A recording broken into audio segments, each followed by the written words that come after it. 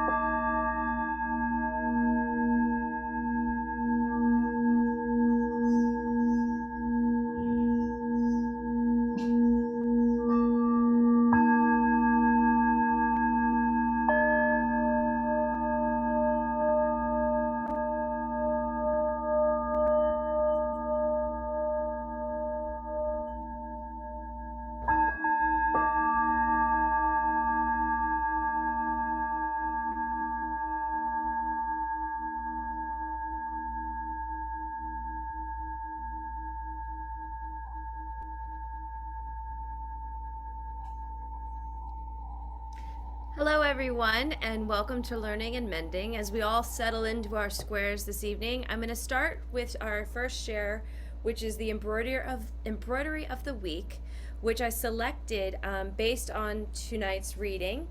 It is one of the sisters. It is a beautiful corn, um, so stunningly done. The colors and the detail. The sad part about it is whoever returned it didn't include their name, so we don't know who it is. So if it is someone that is on this Zoom and they'd like to identify themselves, that would be wonderful. But this is our embroidery of the week.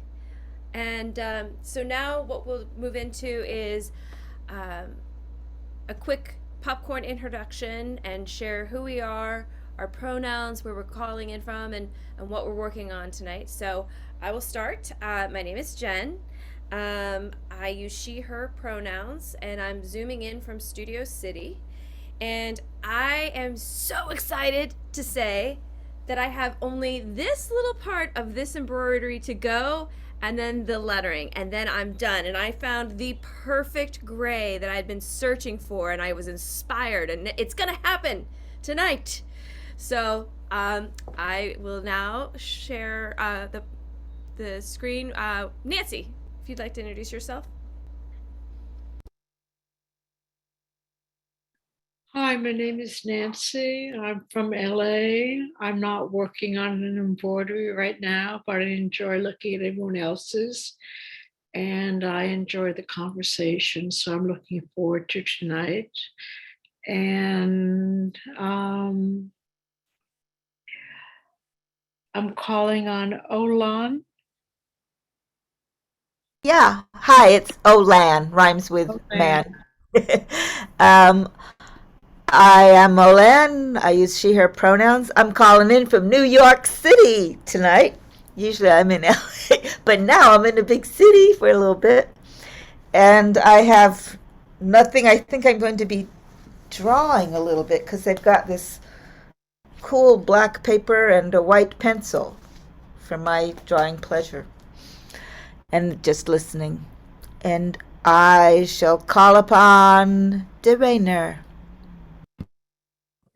Hi, Derainer Holland, calling in from Baldwin Hills. I go by she, her pronoun, and I am working on this native sunflower and pollinators. I have a little ways to go, but I'll get there. Um, and I'm excited to be here tonight for tonight's readings. And I will pass it on to Emily. Thanks, Dee. Hi, everyone. Emily here in Echo Park, neighborhood of Los Angeles. My pronouns are she and her, and I'll be sharing the screen tonight to help us all read together and also making some live sounds in reaction to some videos from our archive. So I'm excited about that. Um, just happy to be here with you and continue this amazing book. So let me pass the baton to Sylvia. Hello, I'm Sylvia, she, her pronouns. I'm in Pasadena and I'm working on white sage from a long time ago.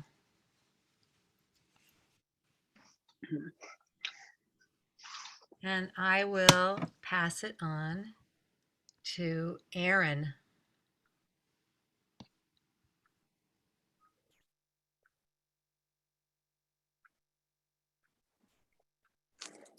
Hello, I'm Aaron Evansberger calling from Metabolic Studio in Los Angeles.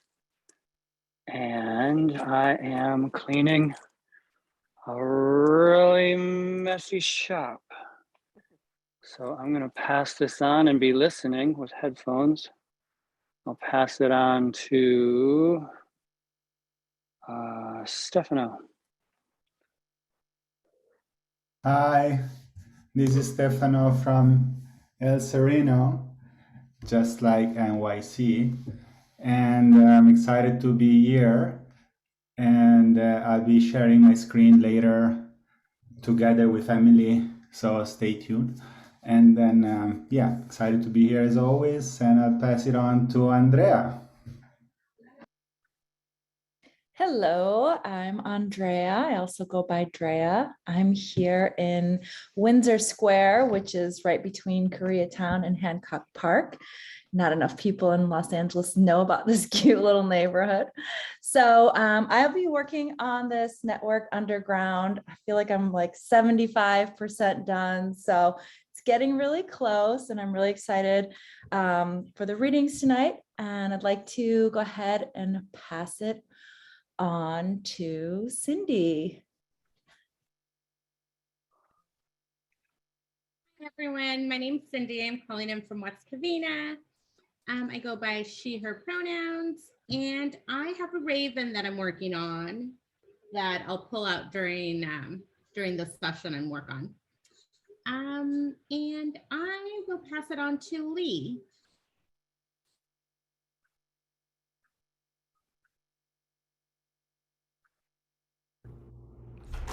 Hi, I'm Lee. I use she, her pronouns. I'm calling in from Altadena and happy to be here.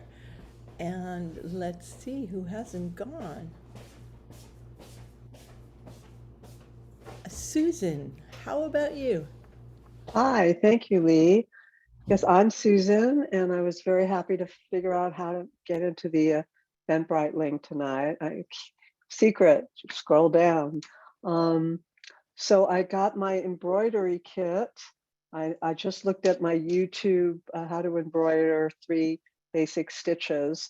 So I started it last week, but I think I did it wrong. But I'm just starting, so you can hardly, I don't even know what this is, but I'm going to give it a try. I'm pretty left brain, so this is a good thing for me to do.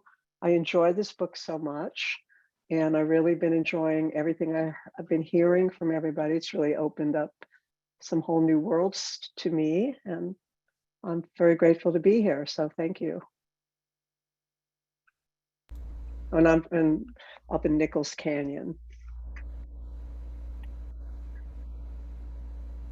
And and I will pass it to Laura, my friend Laura O'Connor, who I just saw. Hey, Laura, how are you? I'm doing well. Thank you so much. Laura, she, her pronouns, coming to you from Kumeyaay territory down in North San Diego, where we just had a significant windstorm and our power is out. So it's been a very exciting day here, dancing with the elements. So I'm delighted to be with you all. And I have no idea who's gone. So Jen, I'll let you lead on that. Great. Wonderful. Thanks, Laura. I will actually take over from here. Welcome everyone again to Learning and Mending. Since the pandemic began, Metabolic Studio has moved our weekly open studio practice to Zoom. This is our 7th syllabus, and connecting all of them is the embroideries we continue to make and collect of the living systems we discover as we regenerate the floodplain we've been salvaging on Gabrielino land. If you need another or have not received an embroidery kit from us featuring native plants, birds, and microscopic organisms that Metabolic Studio is currently cultivating on its project site, Please send your name and mailing address to info@metabolicstudio.org, and Cindy will put that in the chat bar right now. She Braids Together follows syllabi on abolitionist writing, Fires of the West, Anna Sings The Mushroom at the End of the World, Freetop Capra's Web of Life, and the Commons. This time around, we'll be focusing on one text, Braiding Sweetgrass. Robin Wall Kimmerer explores our more than human teachers and braids indigenous wisdom, scientific knowledge, and the wisdom of plants to tell us stories about the world. The world that is opened up to us through this text is the commons in its truest sense. It is a world of reciprocity and careful listening. Thank you, Izzy Santana, for interweaving Tending the Commons and She Braids Together by curating this selection from Kimmerer's book. This series centers listening as our guide. There is not one specific leader, but rather a collection of ears and voices.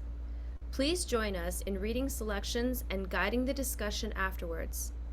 As in earlier syllabi, we suggest this book be read together, aloud. When you hear a pause in the reading, please feel free to unmute yourself and begin where the last person left off. You don't have to read. We also welcome you to enjoy a gentle and supportive space of listening. We invite you to stand at the precipice of Zoom's silence and stare it down. Even relish the charged silence of crafting together.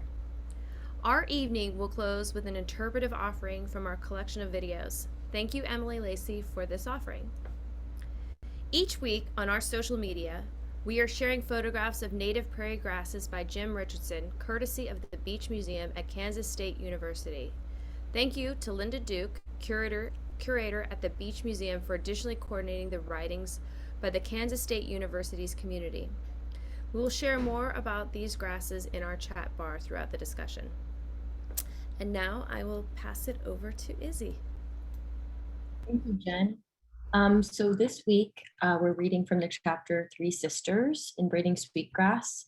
And so Kimmerer's guides are obviously three sisters, corn, bean, and squash. And in this chapter, she presents the idea that when grown together, these companion crops transcend the individual. And she tells us about how the gifts of each are more fully expressed when they're nurtured together than alone. One of my favorite quotes from the chapter, she writes, "In ripe ears and swelling fruit, they counsel us that all gifts are multiplied in relationship." And for Kimmerer, this is the kind of reciprocity that keeps the world going. So we're continuing the conversation on gifts and reciprocity and careful listening and the relationship between these different crops in this multi-species world, but also where we can play a part that's productive and is also part of that reciprocity as well as humans. So I'm really excited for this chapter, and thanks everyone for being here tonight, and I'll pass it over to Emily for the screen share.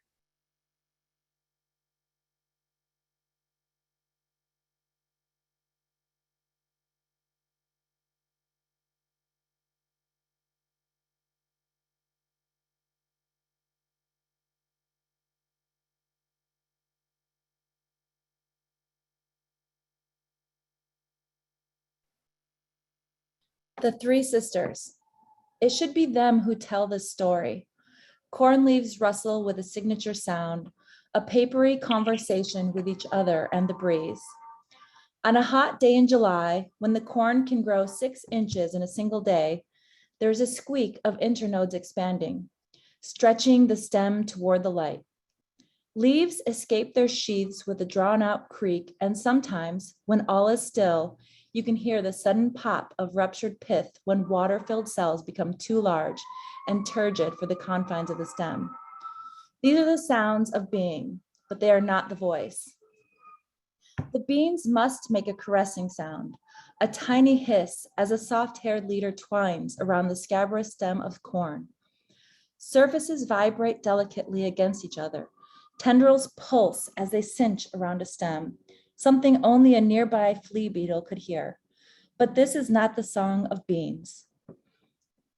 I've lain among ripening pumpkins and heard creaking as the parasol leaves rock back and forth, tethered by their tendrils, wind lifting their edges and easing them down again. A microphone in the hollow of a swelling pumpkin would reveal the pop of seeds expanding and the rush of water filling succulent orange flesh. These are sounds, but not the story. Plants tell their stories not by what they say, but by what they do.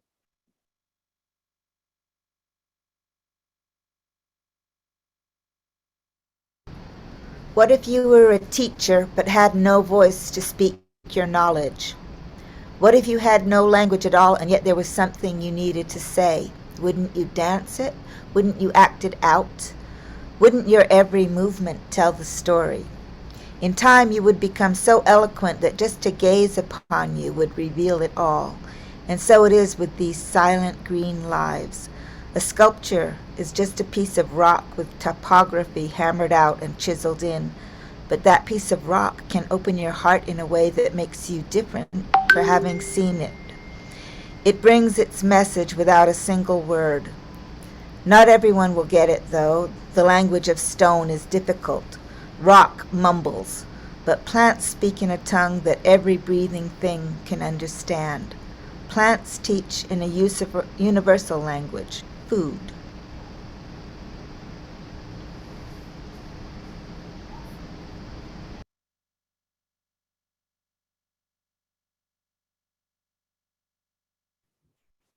Years ago, Awiakta, a Cherokee writer, pressed a small packet into my hand. It was a corn leaf, dry and folded into a pouch, tied with a bit of string. She smiled and warned, "Don't open till spring." In May, I untie the packet and there is the gift, 3 seeds. One is a golden triangle, a kernel of corn with a broadly dimpled top that narrows to a hard white tip. The glossy bean is speckled brown, curved and sleek, its inner belly marked with a white eye, the hilum.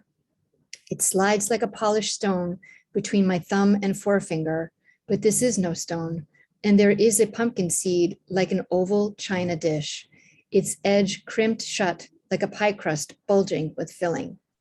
I hold in my hand the genius of indigenous architecture, agriculture, the 3 sisters. Together, these plants, corn, beans, and squash, feed the people, feed the land, and feed our imaginations, telling us how we might live. For millennia, from Mexico to Montana, women have mounded up the earth and laid these 3 seeds in the ground, all in the same square foot of soil.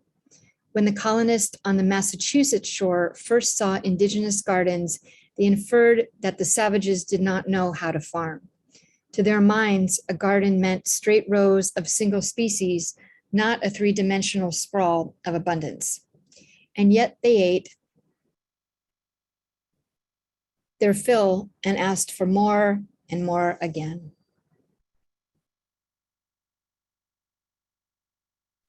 Once planted in the May moist earth, the corn seed takes on water quickly. Its seed coat then in its starchy contents, the endosperm drawing water to it. The moisture triggers enzymes under the skin that cleave the starch into sugars, fueling the growth of corn embryo that is nestled in the point of the seed. Thus, corn is the first to emerge from the ground, a slender white spike that greens within hours of finding the light. A single leaf of unfurls, and then another. Corn is all alone at first, while the others are getting ready. Drinking in soil water, the bean seed swells and bursts its speckled coat and sends a rootling down deep in the ground. Only after the root is secured does the stem bend to the shape of a hook and an elbow its way above ground. Beans can take their time in finding the light because they are well provisioned. Their first leaves were already packaged in 2 halves of the bean seed. This pair of fleshy leaves now breaks the soil surface to join the corn, which is already 6 inches tall. Pumpkins and squash take their time. They are the slow sister. It may be weeks before the first stem poke up. still caught in their seed coat until the leaves split its seams and break free. I'm told that our ancestors would put the squash seeds in a deerskin bag with a little water or urine a week before planting to try to hurry them along. But each plant has its own pace and the sequence of their germination, their birth order is important to their relationship and to the success of the crop.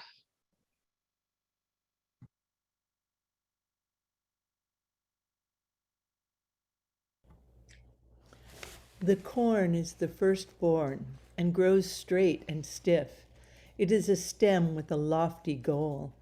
Laddering upward, leaf by long-ribbed leaf, it must grow tall quickly. Making a strong stem is its highest priority at first. It needs to be there for its younger sister, the bean. Beans put out a pair of heart-shaped leaves on just a stub of a stem, then another pair, and another, all low to the ground. The bean focuses on leaf growth while the corn concentrates on height. Just about the time that the corn is knee-high, the bean shoot changes its mind, as middle children are wont to do. Instead of making leaves, it extends itself into a long vine, a slender green string with a mission. In this teenage phase, hormones set the shoot tip to wandering, inscribing a circle in the air, a process known as circummutation. The tip can travel a meter in a day, pirouetting in a loopy circle dance until it finds what it's looking for, a corn stem or some other vertical support. Touch receptors along the vine guide it to wrap itself around the corn in a graceful upward spiral. For now, it holds back on making leaves, giving itself over to embracing the corn.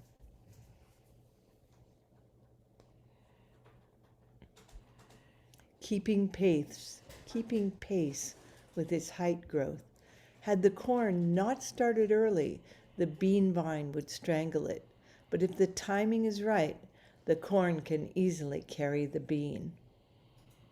Meanwhile, the squash, the late bloomer of the family, is steadily extending herself over the ground, moving away from the corn and beans, setting up broad lobed leaves like a stand of umbrellas, waving at the ends of hollow petioles. The leaves and vines are distinctly bristly, giving second thoughts to nibbling caterpillars. As the leaves grow wider, they shelter the soil at the base of the corn and beans, keeping moisture in and other plants out. Native people speak of this gardening style as the Three Sisters. There are many stories of how they came to be, but they all share the understanding of these plants as women sisters. Some stories tell of a long winter when the people were dropping from hunger. Three beautiful women came to their dwellings on a snowy night. One was a tall woman dressed all in yellow with long flowing hair. The second wore green, and the third was robed in orange. The three came inside to shelter by the fire. Food was scarce, but the visiting strangers were fed generously, sharing in the little that the people had left. In gratitude for the generosity, the three sisters revealed their true identities: corn, beans, and squash, and gave themselves to the people in a bundle of seeds so they might never go hungry again.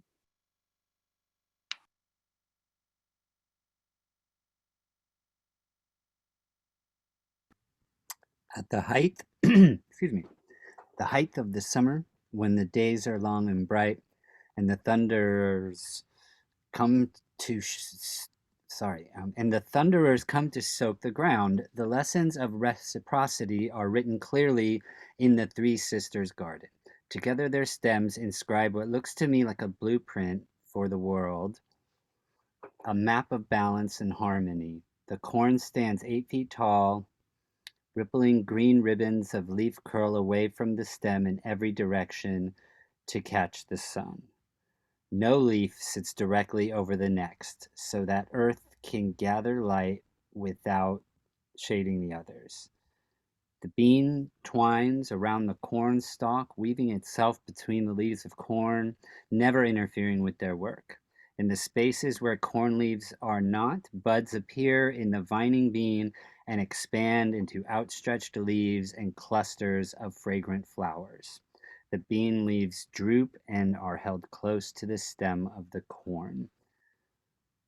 Spread around the feet of the corn and beans is a carpet of big, broad squash leaves that intercept the light that falls among the pillars of corn.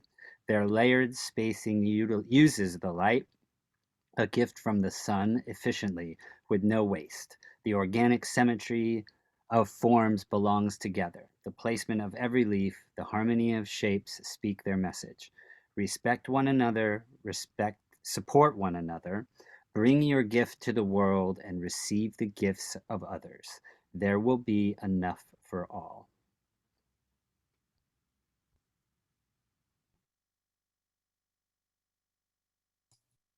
By late summer, the beans hang in heavy clusters of smooth green pods. Ears of corn angle out from the stalk, fattening in the sunshine, and pumpkins swell at your feet. Acre for acre, a Three Sisters garden yields more food than if you grew each of the sisters alone. You can tell they are sisters. One twines easily around the other in relaxed embrace, while the sweet baby sister lolls at their feet, close but not too close, cooperating, not competing. Seems to me I've seen this before in human families, in the interplay of sisters. After all, there are 3 girls in my family. The firstborn girl knows that she is clearly in charge, tall and direct, upright and efficient. She creates the template for everyone else to follow. That's the corn sister. There is not room for more than one corn woman in the same house, so the middle sister is likely to adapt in different ways. This bean girl learns to be flexible, adaptable, to find a way around the dominant structure to get the light she needs. That baby sister is free to choose a different path, as expectations have already been fulfilled. Well grounded, she has nothing to prove and finds her own way, a way that contributes to the good of the whole. Without the corn's support, the beans would be an unruly tangle on the ground, vulnerable to bean-hungry predators. It might seem as if she is taking a free ride in this garden, benefiting from the corn's height and the squash's shade, but by the rules of reciprocity, none can take more than she gives. The corn takes care of making light available. The squash reduces weeds. What about the beans? To see her gift, we have to look underground.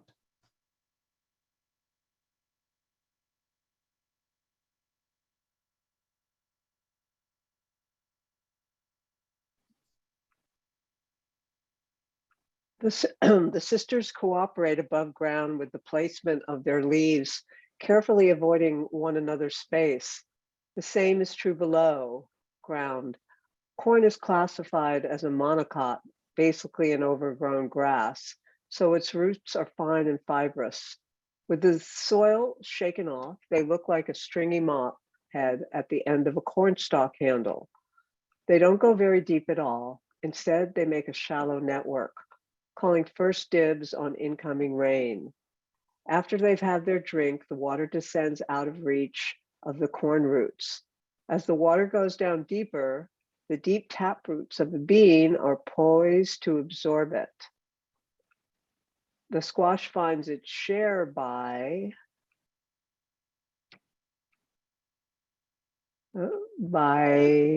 moving away from the others. Wherever a squash stem touches soil, it can put out a tuft of adventitious roots, collecting water far from the corn and bean roots. They share the soil by the same techniques that they share the light, leaving enough for everyone.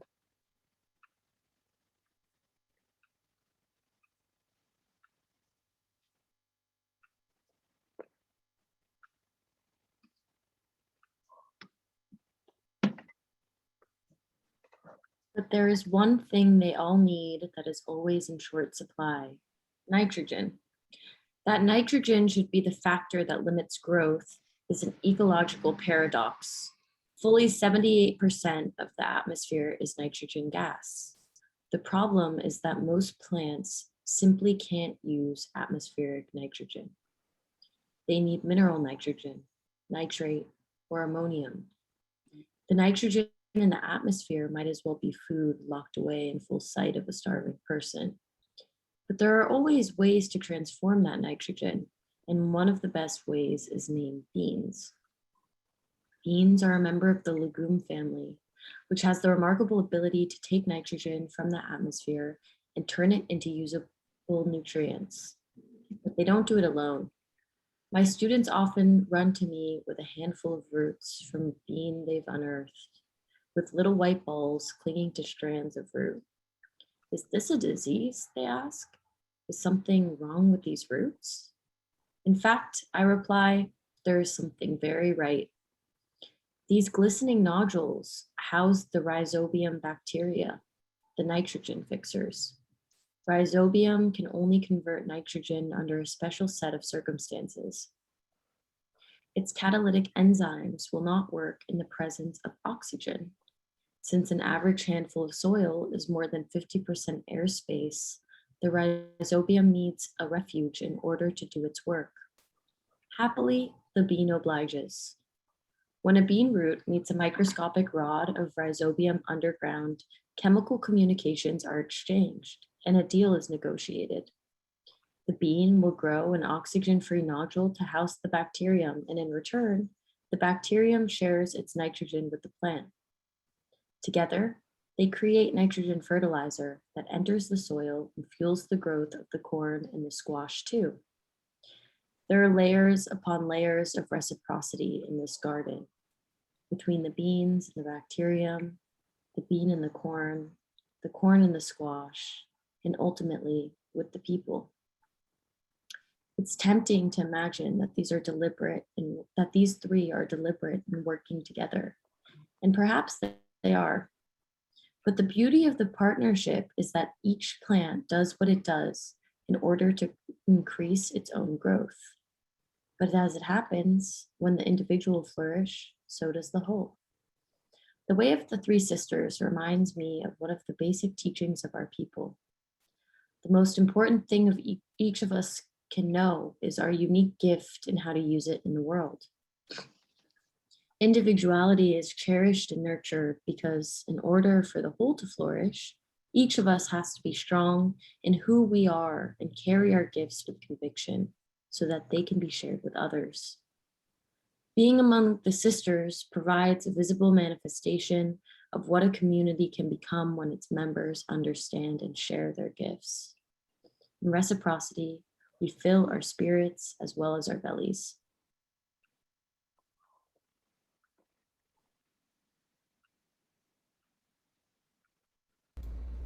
For years, I taught general botany in a lecture hall with slides and diagrams and stories of plants that could not fail to inflame the enthusiasm of 18-year-olds from the marvels of photosynthesis. How could they be anything but elated to learn how roots find their way through the soil, sitting on the edge of their seats, waiting to hear more about pollen? The sea of blank looks suggested that most of them found this as interesting as literally watching grass grow.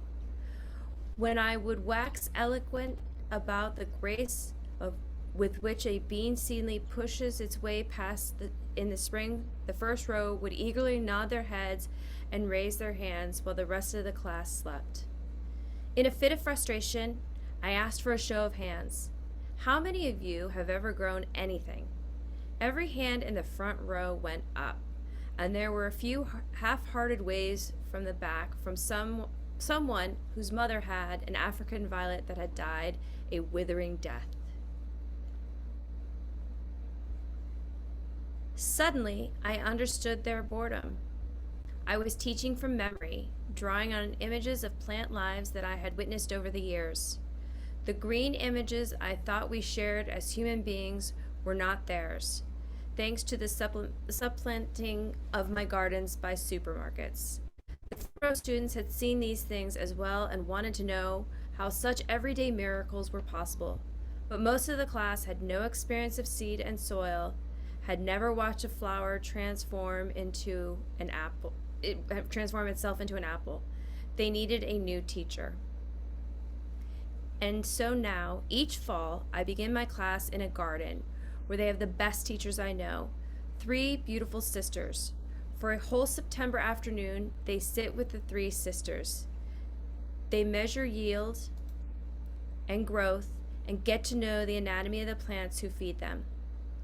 I ask them to just look. They observe and draw the way the three live in relationship. One of my students is an artist, and the more she looks, the more excited she becomes. Look at the composition, she says. It's just like our art teacher described the elements of design in studio today. There is a unity, balance, color. It's perfect. I look at the sketch in her notebook, and she's seeing it like a painting. Long leaves, round leaves, lobed and smooth, yellow, orange, tan, on a matrix of green. See the way it works? Corn is the vertical element, squash horizontal, and it's all tied together with its circumvennular vines, the beans. Ravishing, she claims with a flourish.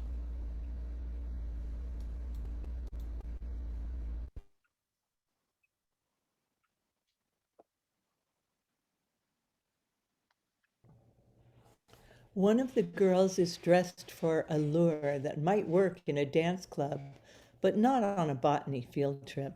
She has avoided any contact with the dirt so far. To ease her into the work, I suggest that she take the relatively clean task of simply following a squash vine from one end to the other and diagramming the flowers. Way out at the young tip of the vine are orange squash blossoms, as ruffled and splashy as her skirt. I point out the swollen ovary of the flower after it has been pollinated. Such is the outcome of successful seduction. Mincing carefully in her heels, she follows the vine back towards its source. The older flowers have wilted, and a tiny squash has appeared where the flower's pistil had been. Closer and closer to the plant, the squashes become larger, from a penny-sized nub with a flower still attached to the full ripeness of a 10-inch squash. It's like watching a pregnancy unfold.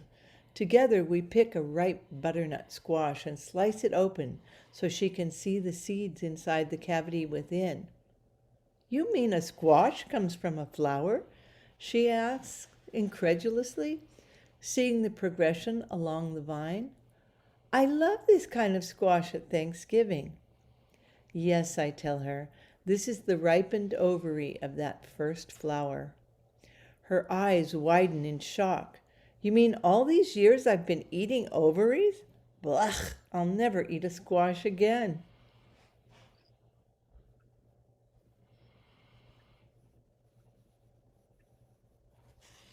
There is an earthy sexuality to a garden, and most of the students get drawn into the revelation of fruit. I have them carefully open an ear of corn without disturbing the corn silk that plumes from the end. First, the coarse outer husks are pulled away, then layer after layer of inner leaves, each thinner than the next until the last layer is exposed, so thin and tightly pressed to the corn that the shape of the kernels show through it. As we draw aside the last layer, the sweet, milky scent of corn rises from the exposed ear. Rows upon rows of yellow kernels. We look closely and follow an individual strand of corn silk. Outside the husk, it is brown and curly, but inside it is colorless and crisply succulent, as if it filled with water. Each little strand of silk connects a different kernel inside the husk to the world outside.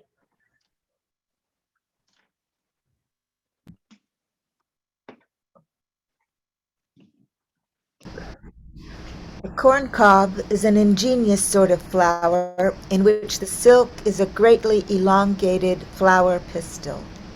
One end of the silk waves in the breeze to collect pollen, while the other end attaches to the ovary.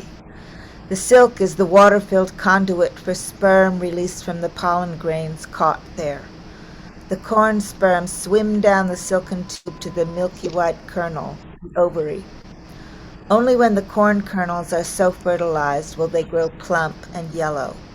A corn cob is the mother of hundreds, as many children as there are kernels, each with potentially a different father. Is it any wonder she is called the corn mother? Beans, too, grow like babies in the womb. The students are contentedly munching fresh pole beans. I ask them to first open a slender pod to see what they're eating. Jed slits a pod with his thumbnail and opens it. There they are, bean babies, 10 in a row. Each little beanlet is attached to the pod by a fragile green cord, the funiculus. Just a few millimeters long, it is the analog to the human umbilical cord. Through this cord, the mother plant nourishes her growing offspring. The students crowd around to look. Jed asks, "Does that mean a bean has a belly button?" Everybody laughs, but the answer is right there. Every bean has a little scar from the funiculus, a colored spot on its seed coat, the hilum. Every bean does have a belly button. These plant mothers feed us and leave their children behind as seeds to feed us again and again.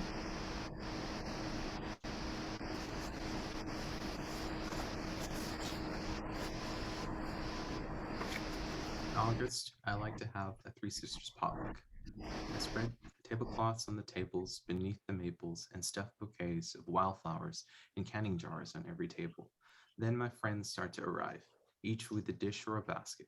The tables fill up with trays of golden cornbread, 3-bean salad, round brown bean cakes, black bean chili, and summer squash casserole. My friend Lee brings us a platter of small pumpkins stuffed with cheesy polenta. There's a steaming pot of Three Sisters soup, all green and yellow, with slices of summer squash floating in the broth.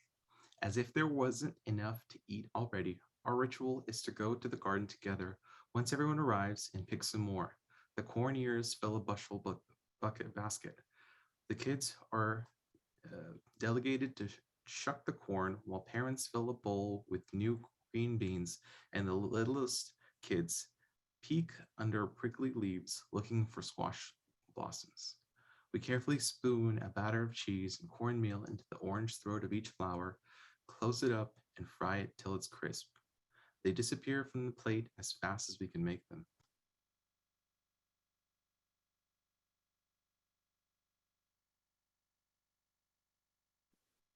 The genius of the Three Sisters lies not only in the process by which they grow, but also in the complementarity of the three species on the kitchen table. They taste good together, and the Three Sisters also form a nutritional triad that can sustain a people. Corn in all its guises is a superb form of starch. All summer, the corn turns sunshine into carbohydrate so that all winter people can have food energy. But a human cannot subsist on corn alone. It is not nutritionally complete.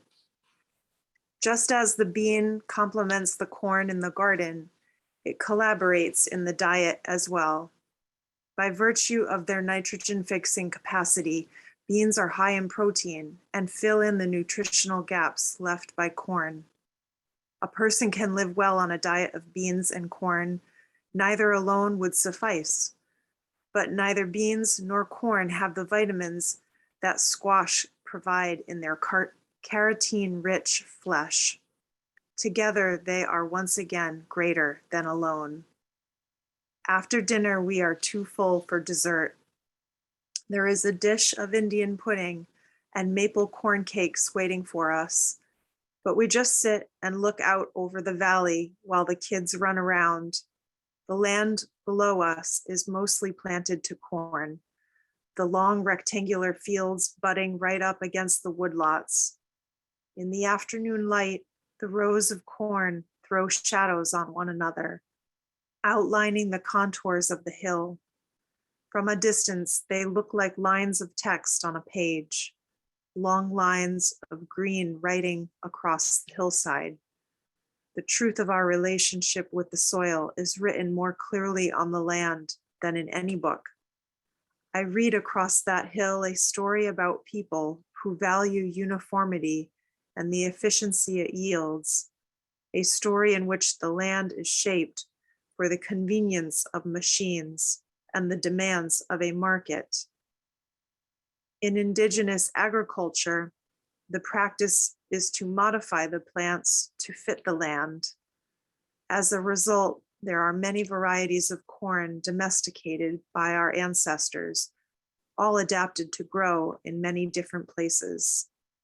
Modern agriculture, with its big engines and fossil fuels, took the opposite approach: modify the land to fit the plants, which are frighteningly similar clones.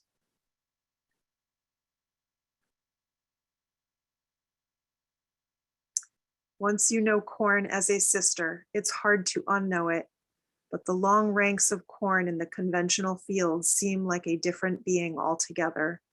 The relationships disappear, and individuals are lost in anonymity. You can hardly recognize a beloved face lost in a uniformed crowd. These acres are beautiful in their own way, but after the companionship of a Three Sisters garden, I wonder if they're lonely.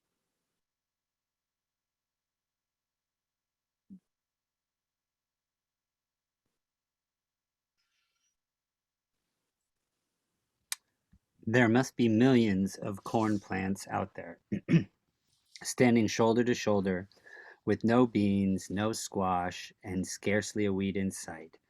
These are my neighbor's fields, and I've seen the many passes with the tractor that produced such a clean field. Tank sprayers on the tractor have delivered applications of fertilizer. You can smell it in the spring as it drifts off the fields. A dose of ammonium nitrate substitutes for a partnership of a bean, and the tractors return with herbicides to suppress weeds in lieu of squash leaves. There were certainly bugs and weeds back when these valleys were Three Sisters gardens, and yet they flourished without insecticides. Polycultures, fields with many species of plants, are less susceptible to pest outbreaks than monocultures. The diversity of plant forms provides habitats for a wide array of insects. Some, like corn worms and bean beetles and squash borers, are there with the intent of feeding on the crop, but the diversity of plants can also create a habitat for insects who eat the crop eaters. Predatory beetles and parasitic wasps coexist with the garden and keep the crop eaters under control. More than people are fed by this garden. More than people are fed by this garden, but there is enough to go around. The Three Sisters offers a new metaphor for an emerging relationship between indigenous knowledge and Western science, both of which are rooted in the earth. I think of the corn as traditional ecological knowledge, the physical and spiritual framework that can guide the curious being of science, which twines like a double helix. The squash creates an ethical habitat for coexistence and mutual flourishing. I envision a time when the intellectual monoculture of science will be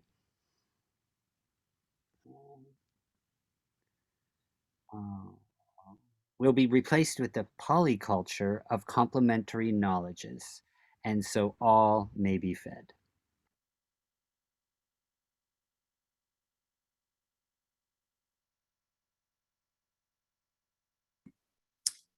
Fran brings out a bowl of whipped cream for the Indian pudding.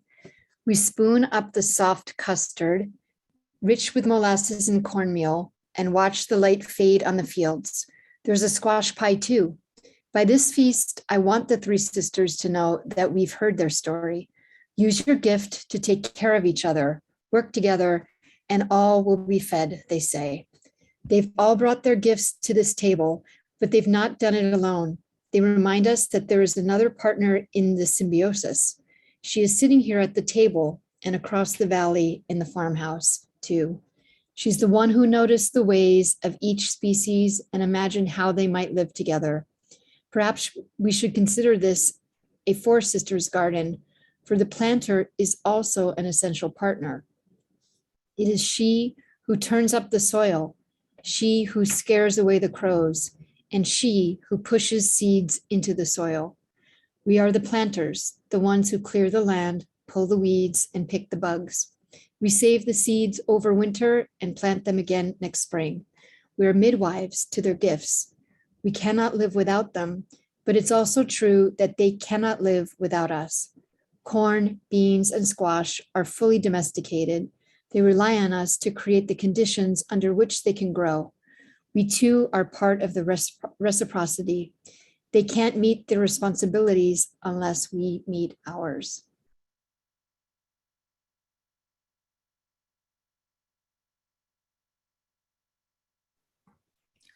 Of Of all, all, oh, sorry. no, go ahead.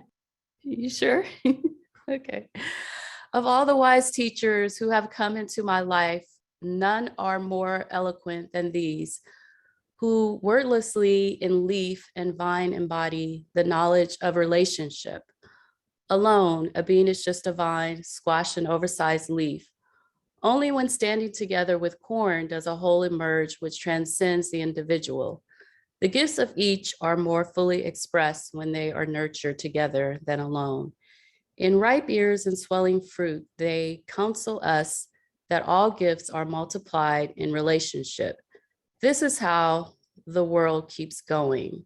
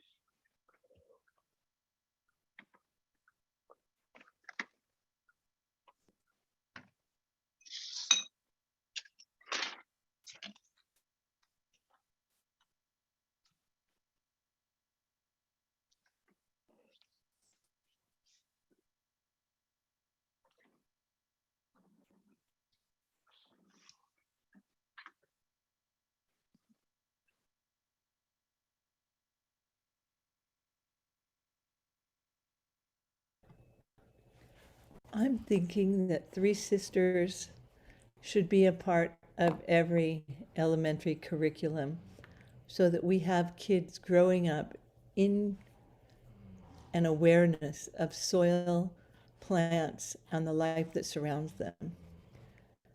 And it's a simple enough exercise that it could be taught in preschool, and yet it's profound enough that Robin Wall Kimmerer is using it with her college students.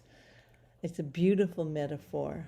It's science, it's art, it's poetry, and I'd love to see it everywhere.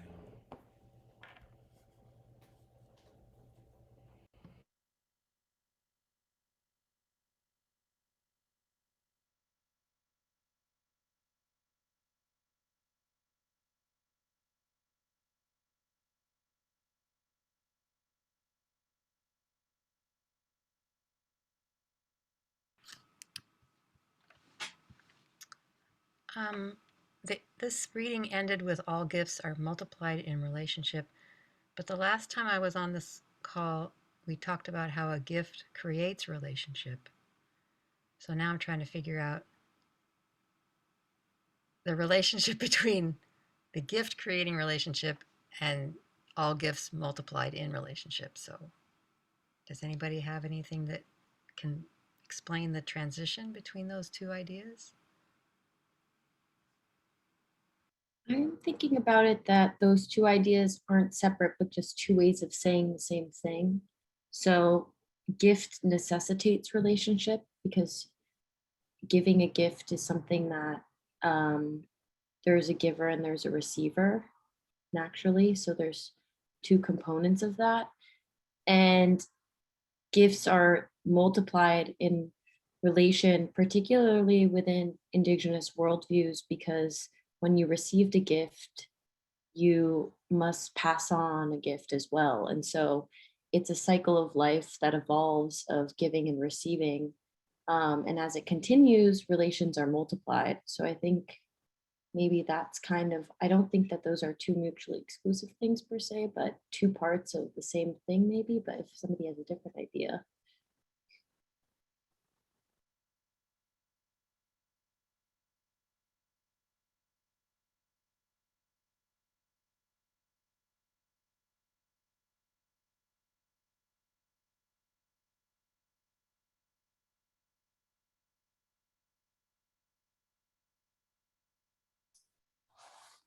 I think there's also something that one corn seed yields the potential for 50 corn cobs. Like, I mean, the abundance of one corn seed is so visible in the structure of the corn, where every single kernel is another corn stalk, and every corn stalk has 2 ears of corn on it with that many seeds. So you can see the idea of like the something that gives so much.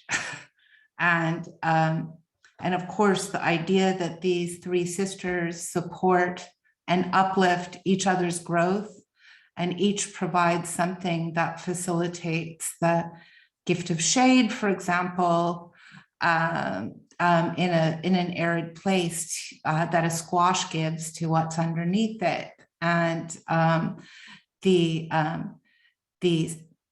tallness of the corn giving the gift of climbing frame for the beans, so that their delicateness is protected by being off the ground. And so the idea again of these communities of organisms gifting one another with attributes that perhaps they don't themselves have is such a kind of interesting metaphor for how we could think about ourselves in relationship to plants and seeds, that we could be part of that toolkit for mutual self-generating, self-propagating abundance.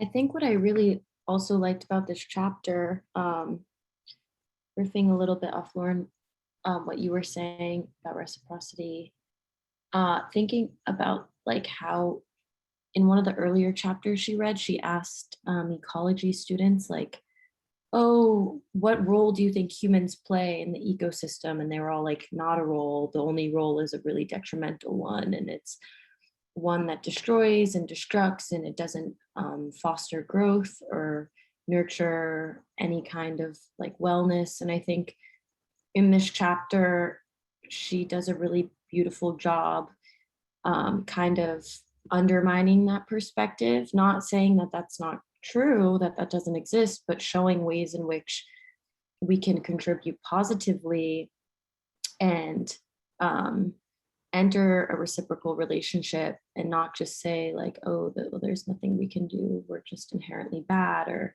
feed into this like, you know, Hobbesian perspective of human nature, but rather feeding this new idea, or not a new idea, but feeding a different idea of contributing positively. So I really appreciate that perspective that she provides and the way she so eloquently does it.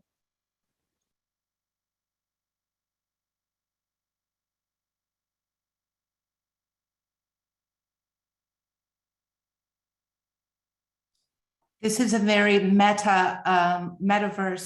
comment I'm going to make. It's from Ansu, who is on Instagram right now, right now commenting on this. So I'll share what she has to say.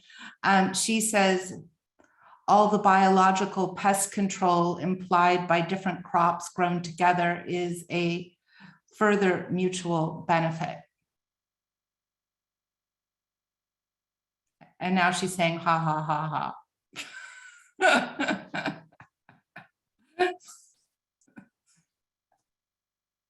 This is getting complex.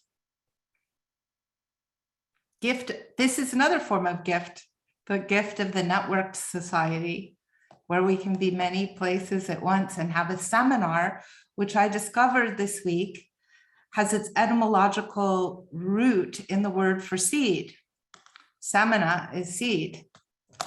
And apparently when the first seminars were occurring with all the kind of dudes in togas or whatever, they were thinking that they were creating a kind of seed bed by their conversations.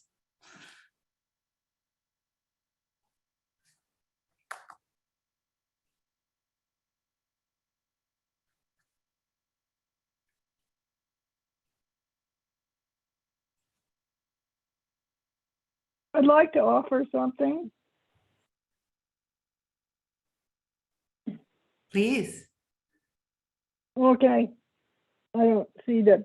This is Silva from Highland Park. And I'm thinking that all the plants are breathing out moisture through their stomata, and they're creating a microclimate for everybody else to live in. So and the hairs that are on the various leaves are also collecting moisture from the air. Well, she doesn't go into that, but I'm sure that's happening. That's it.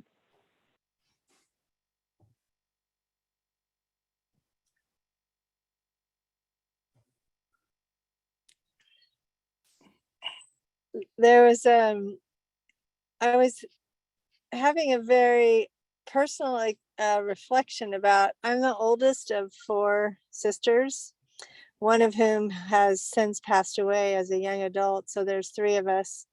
And the way that this was described, like the personality of the first sister and all that, was so interesting to me, and metaphorically around just relationship with each other. And my niece, who gardens here with me, was listening into a lot of this too, and is really enjoying the relationship of plants to each other, because she's been kind of fascinated with how they actually move and grow towards each other. We're not growing corn, but other vegetables and plants are very much dancing with each other in the garden.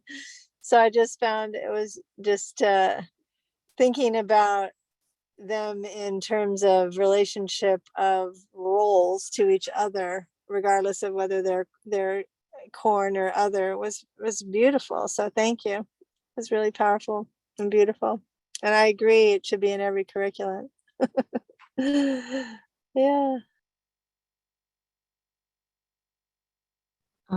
Speaking of curriculum, I wanted to share with everyone a project that I was fortunate to be a part of with an old professor and mentor of mine named Emilio Rojas, where he planted the Mexican-American border, planted the Three Sisters crops in the shape of the Mexican-American border, and did a series of community-based performances between the crops. And then we harvested and had a meal together at the end. And it was really beautiful, and just one of the most incredible projects I was able to be a part of. So I'm going to share, there's a short 2-minute video. I'm going to share the link to that in the chat bar, so that if you want to check it out, you can.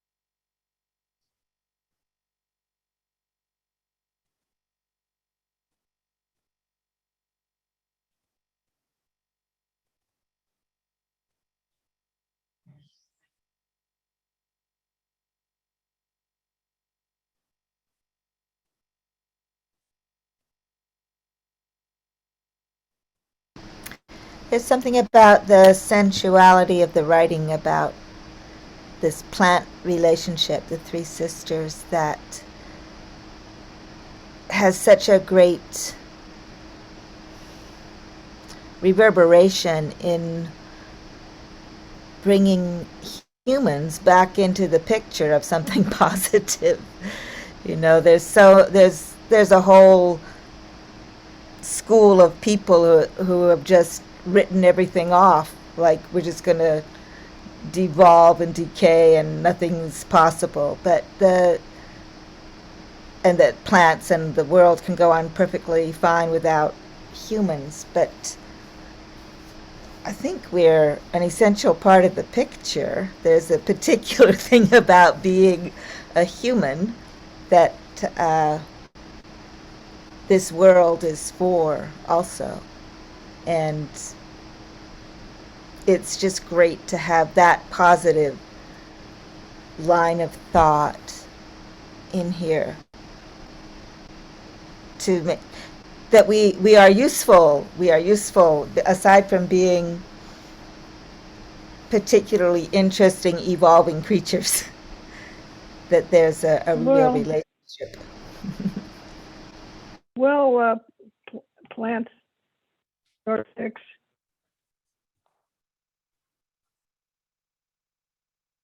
Well, plants used to talk to us.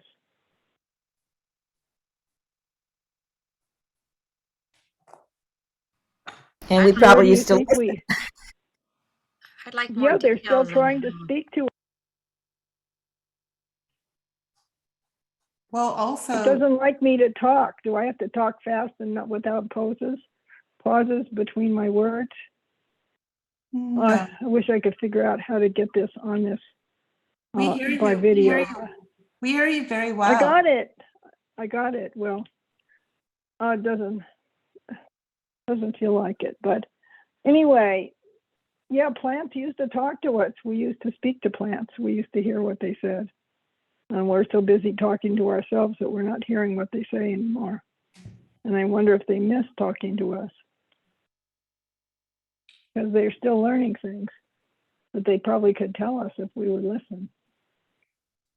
Well, also don't forget that there's large parts of the world where people are still not only alive, but they know by the time they're 7, thousands of names of plants in the forests that they live in. You know, it's still alive and well on the planet, that there are people who do live with deep knowledge, encyclopedic knowledge of the life of the biogeokinetic universe around them. Yeah.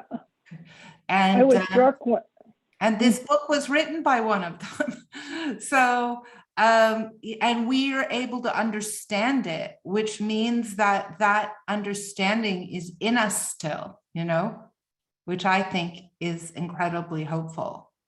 Sorry to interrupt you. That's all right. I was in Mexico and talking to one of the guards at one of the sites in Mexico in the Yucatan. And I showed an interest in some plant, and he said, "Oh, that's for such and such, and this is for such and such." And he proceeded to point out all the plants that were around. That, of course, I wasn't even noticing because I was looking at pyramids, but he knew all of them. In case I had a headache, he could help me out. So that's true. I mean, maybe we're so busy driving in our cars that we can't hear the plants talking to us. We may not be able to hear them, but they definitely do communicate in ways that many of us are not accustomed to, where whether they're growing with alongside with one another, they seem to move away from one another to give each other space. Sometimes they speak to us by showing us that they're droopy and sad and that they need moisture.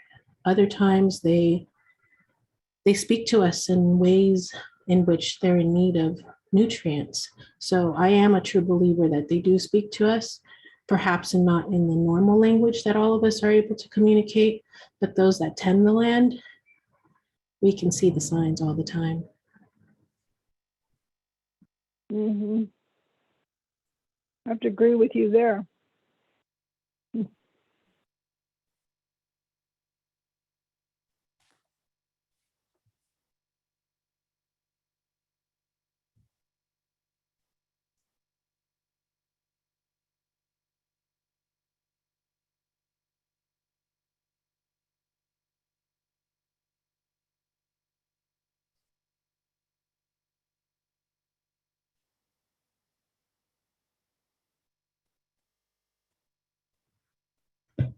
I have some feedback. I really enjoy listening to this book because it's certainly an interaction between science, poetry, art, observation, and storytelling. And that's something that a lot of us that tend to love to tend the land need to hear more of. Some of us are scientists, some of us are horticulturists, some of us grow medicine and whatnot. But when we listen to these types of books and literature, it's reassuring that even though you don't have a scientific background or you don't tend to talk to the plants, that there are people out there that believe in different ways in tending the land and that these ways are very successful. And I'm speaking about traditional indigenous knowledge. So again, it's imperative for someone like myself to listen to these stories and also to be in communication with all of you, whether you do take care of a plant or not.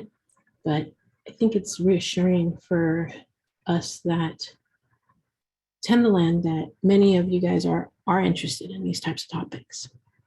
Thanks.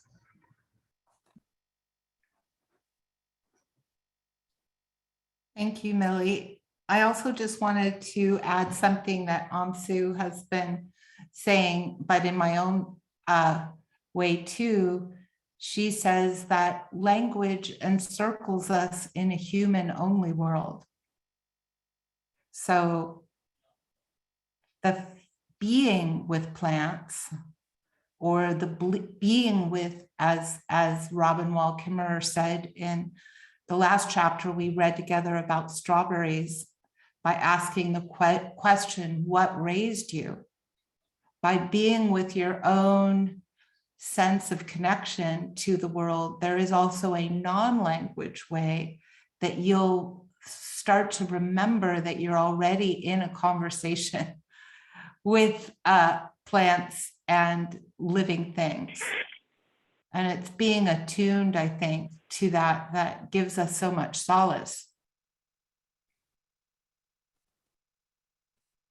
Oh, Ansu is saying, bugs, atmospheric pressure, pathogens, temperature, all of these things are signs about which plants create semiotic signs around. So we can literally read what she's saying is we can read what they're telling us. They're telling us lots of things that we can read. And language is just language. And it's something we share as humans. So that's one way to connect, but there's so many other ways.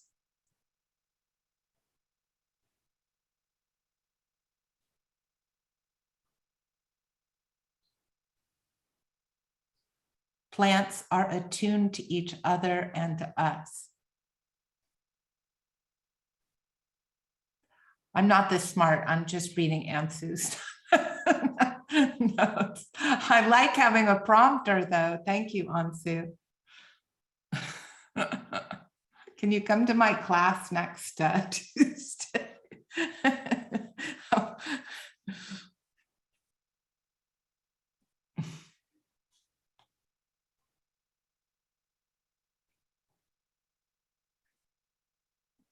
She's saying, ha, ha, ha, stop. Okay.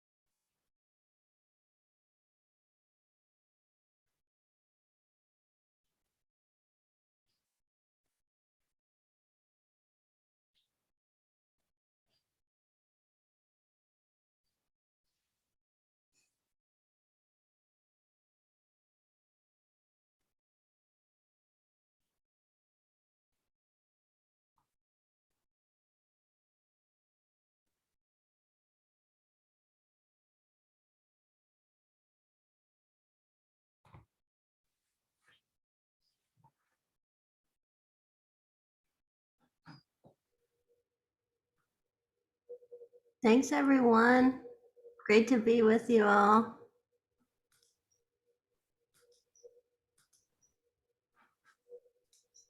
Ditto, thank you, everyone. That was so beautiful. Thank you so much. My pleasure. What seeds were in that plate? Those are some black beans. Oh, really? Yeah, that I had just had in my kitchen that I've been cooking with this week. And so, in honor of the beans in our story, is that what you meant? The ones in the here? Yeah. Yeah. And is that a ceramic bowl or is it tin? This is a really interesting crock pot that I'm really, really into for sound. It's a ceramic lined metal pot. So it has a very unique sound to it and a nice feeling to it. Yeah, it's really interesting how loud it is. Like the sound. I know, right? Yeah, the sound of such delicate beans on that material was really effective. Yeah, I think these materials are very special. There's something very alive with them.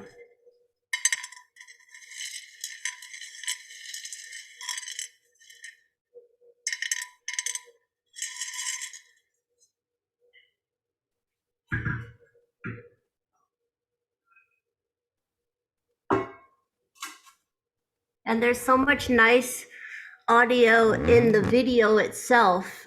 I found when I was getting ready today that I just really enjoyed feeling all the audio from all those video moments and then letting that be part of the meditation or the experience for everyone. Totally, totally was. Tonight's reading, I'm so glad you picked that section, Izzy. It was so close to home, so many years of us planting the three sisters. Yeah, when I was selecting the chapters, that was the first one that I was like, this one has to be read. It's such a beautiful one, and there's so many points of connectivity for people to find for themselves. So.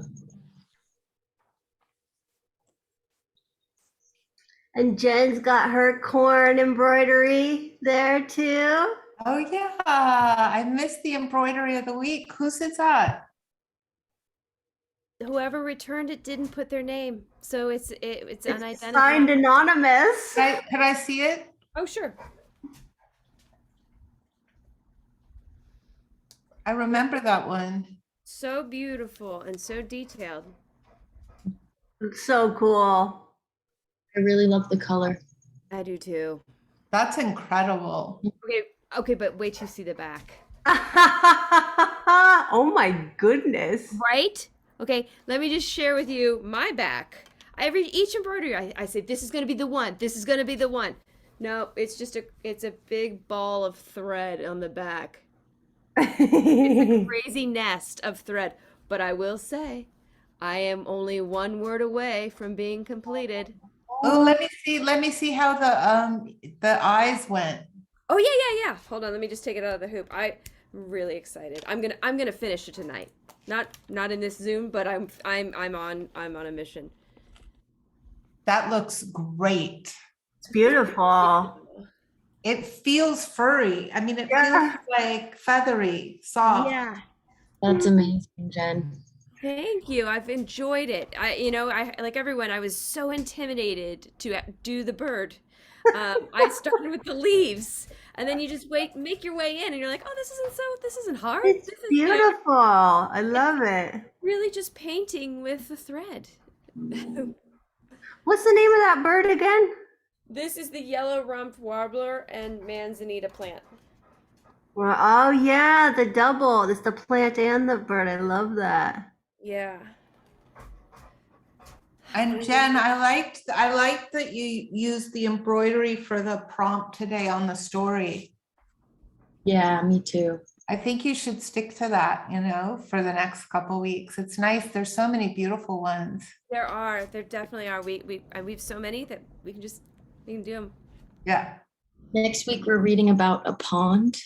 So oh, good. ducks and mud and microorganisms. So there's a few. So maybe I might have a picture for the story for that one. Okay. There's a really muddy pond near where I live. Roxanne and I were there yesterday listening to the frogs. I'm really excited for this next chapter. I think I'm gonna get myself to the kitchen and start cooking up a little dinner. I'm super hungry, but it was lovely seeing you all tonight. And Yeah, thanks, Izzy. Another great one. Thanks, Izzy. Thanks, everybody. Nighty night. Nighty night. Bye. Bye.